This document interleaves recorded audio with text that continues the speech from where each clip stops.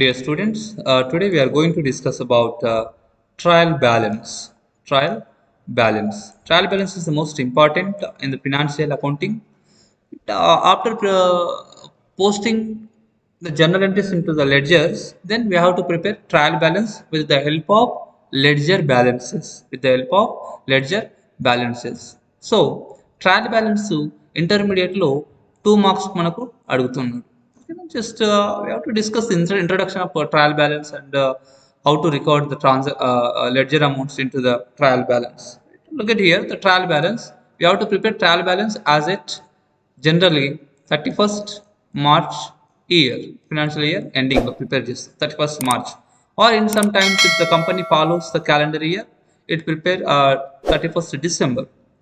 Right? The most of the companies are following accounting year or financial year, that is from 1st April to 31st March. So trial balance ఎప్పుడు prepare చేయాలి? 31st March prepare చేయాలి ఆ particular year. So trial balance proforma first particulars ఉంటుంది, ledger folio ఉంటుంది, debit amount and credit amount.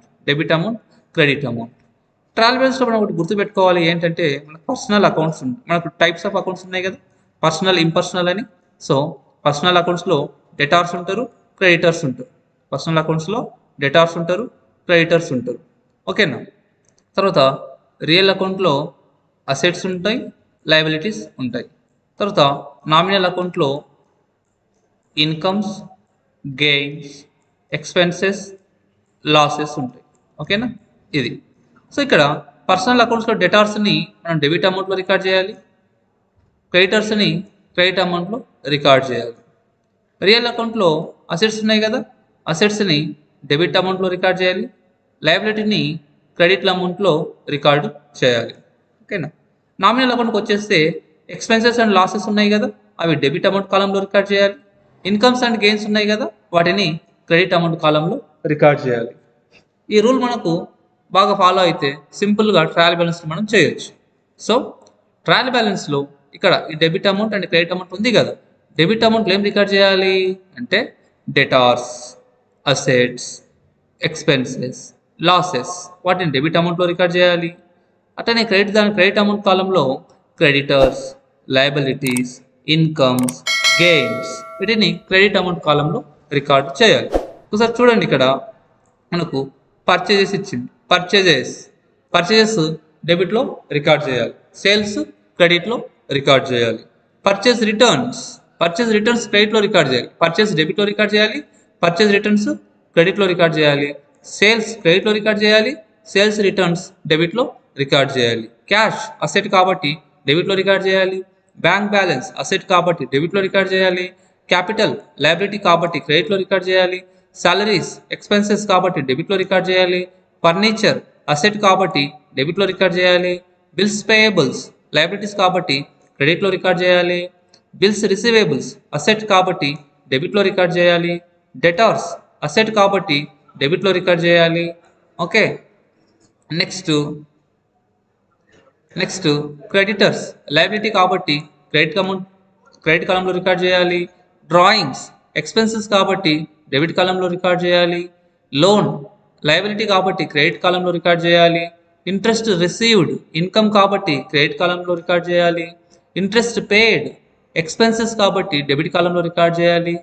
Carriage inward and carriage outwards, these are the expenses కాబట్టి debit కాలంలో record చేయాలి. Opening stock asset కాబట్టి debit కాలంలో record చేయాలి. Machinery asset కాబట్టి debit కాలంలో రికార్డ్ చేయాలి. ప్రీపెయిడ్ ఎక్స్పెన్సెస్ అసెట్ కాబట్టి డెబిట్ కాలంలో రికార్డ్ చేయాలి. అవుట్ స్టాండింగ్ ఎక్స్పెన్సెస్ లయబిలిటీ కాబట్టి క్రెడిట్ కాలంలో రికార్డ్ చేయాలి. డిస్కౌంట్ రిసీవ్డ్ ఇన్కమ్ కాబట్టి క్రెడిట్ కాలంలో రికార్డ్ చేయాలి. డిస్కౌంట్ అలౌడ్ ఎక్స్పెన్సెస్ కాబట్టి డెబిట్ కాలంలో రికార్డ్ చేయాలి. సో ఇక్కడ ఇచ్చినటువంటి ట్రాన్సాక్షన్స్ అన్నీ మనం స్టార్టింగ్ చెప్పినట్టు personal accounts, real account and nominal accounts సంబంధించినవే ఉన్నాయి. కాబట్టి డెటార్స్ని డెబిట్లో రికార్డ్ చేయాలి, క్రెడిటర్స్ని క్రెడిట్లో రికార్డ్ చేయాలి, అసెట్స్ డెబిట్లో రికార్డ్ చేయాలి, లయబిలిటీస్ క్రెడిట్లో రికార్డ్ చేయాలి, ఎక్స్పెన్సెస్ లాసెస్ డెబిట్లో రికార్డ్ చేయాలి, ఇన్కమ్స్ గెయిన్స్ క్రెడిట్లో రికార్డ్ చేయాలి, పర్చేజెస్ డెబిట్లో రికార్డ్ చేయాలి, పర్చేజ్ రిటర్న్స్ క్రెడిట్లో రికార్డ్ చేయాలి, సేల్స్ క్రెడిట్లో రికార్డ్ చేయాలి, సేల్స్ రిటర్న్స్ డెబిట్లో రికార్డ్ చేయాలి. ఓకే, ఓపెనింగ్ స్టాక్ అన్నా క్లోజింగ్ స్టాక్ అన్నా ఏవి ఇచ్చినా అసెట్స్ కాబట్టి డెబిట్లోని రికార్డ్ చేయాలి. ఇలా రికార్డ్ చేసిన తర్వాత మేజర్గా మనకి ఏం కావాలా, total debit total credit total equal అవ్వాలి. Okay, debit total credit total equal అవ్వాలి. అట్లా ఈక్వల్ అయితేనే ట్రయల్ బ్యాలెన్స్ అక్యురసీ ఉంది అని అర్థం.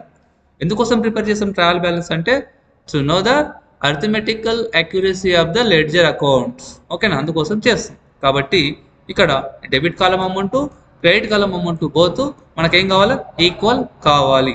Okay, thank you.